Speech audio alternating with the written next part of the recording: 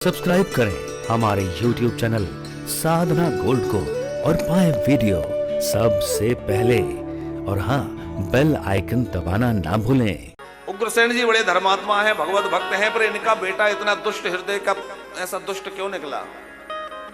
बड़े समझने की बात है। जो माताएं सुन रही हैं, बेटियां सुन रही हैं, उनके लिए बहुत सावधानी की बात है ये कि कंस में ऐसी दुष्ट बुद्धि कहां से आई।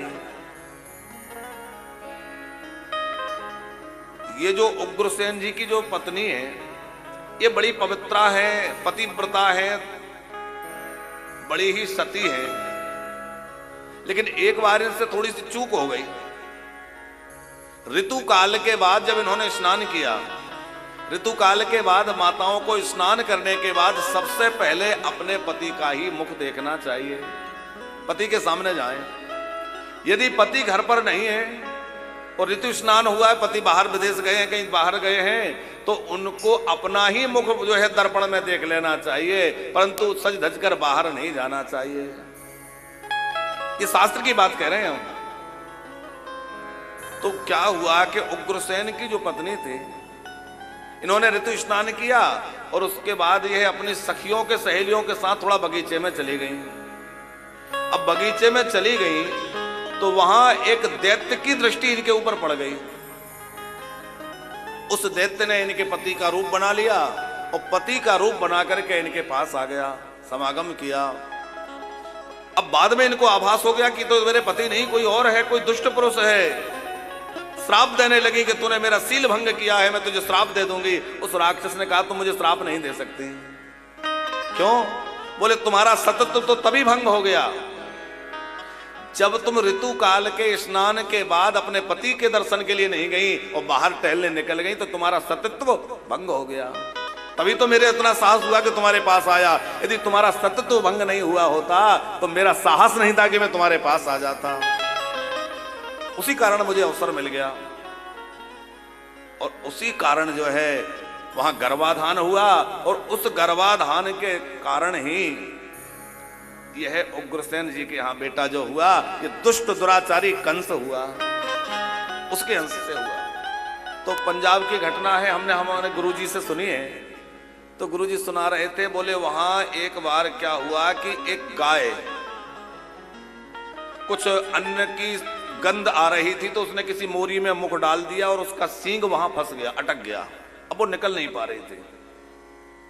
अब वो गाय वहां फंस गई, लोग इकट्ठा हो गए, धीरे धीरे भीड़ जमा होने लगी उसको निकालने के लिए। तमाम लोग आ गए, गाय निकल नहीं रही थी। तो क्या हुआ, एक युवक वहां खड़ा हुआ था। उस युवक ने कहा कि भाई गाय नहीं निकल रही, ऐसा करो परेशान मत हो, इस गाय के सींग काट दो, सींग ही तो फंसा है, सींग काट दो, निकल आएगी। तो राजा बड़ा धर्मात्मा था और राजा के सैनिक जो वहां जो है वहां गुप्तचर के रूप में खड़े रहते थे, उन्होंने तुरंत उस युवक को पकड़ लिया। कौन है तू, तेरा परिचय क्या है? पकड़कर राजा के पास ले गए। राजा ने कहा कि बतला कौन है तू? जो व्यक्ति गाय के सींग काटने की सलाह दे रहा है, निश्चित उसमें कहीं ना कहीं दोष से खोट है। क्या बात, कौन है तू? तो उसने अपने परिवार का, माता पिता का परिचय दिया, पवित्र कुल से था। उसकी मां को बुलाया गया। उसकी मां से पूछा कि तुम बताओ तुम्हारे बच्चे के अंदर ऐसी बुद्धि कैसे बदली कि इसने गाय के सींग का। अरे भाई, उस स्थान को तोड़ा जा सकता था, दीवार को हटाया जा सकता था, तो दीवार हटाने के बजाय इसने ये क्यों कहा कि गाय के सींग काट दें? कहीं ना कहीं इसके रक्त में अशुद्धि आ गई है।